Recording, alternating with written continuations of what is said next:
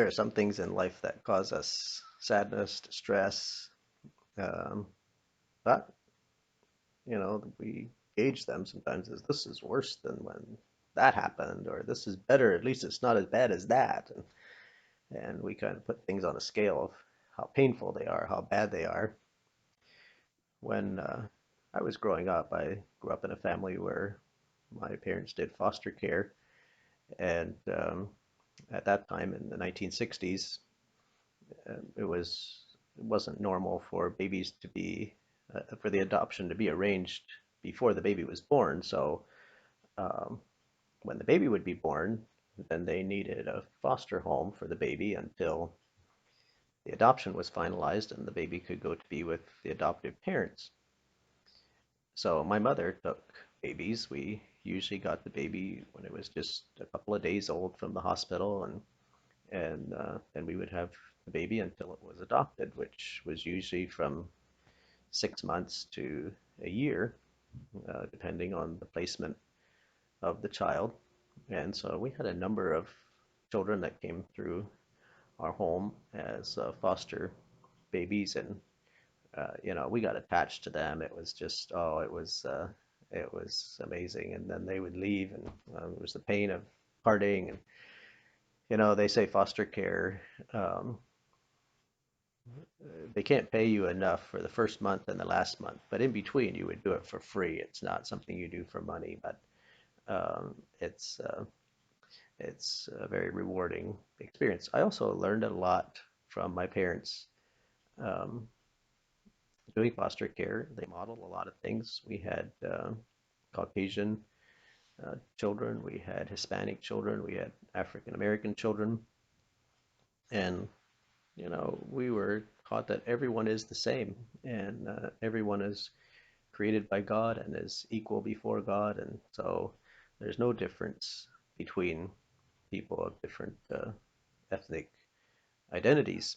And I remember one time being in the grocery store with my mother, and at that time she had a African American baby, and there was a man that just started swearing at her for having this African American baby, and my mother just stayed calm, and she just walked away, and that man kind of kept swearing at her and yelling at her, and we walked out of the store, and we asked her about that, and she said, that's not that's just not right, and uh, we don't bother with things like that. And that's not the way we should look at people, and some people feel that way, but it's not the way we feel about people from different backgrounds.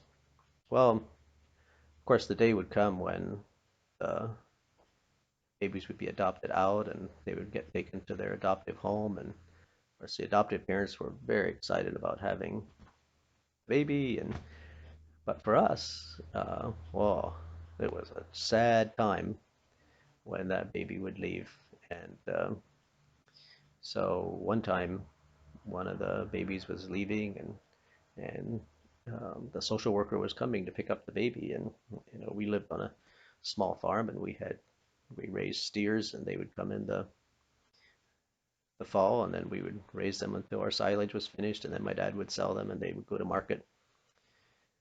And so the social worker was coming for this baby to take it to its adoptive home, and then the neighbor boy and girl were there, we were there, and the social worker came, took the baby. We were just all standing around the kitchen just crying, and everyone was upset, and we were all crying about this baby and how we're gonna miss them.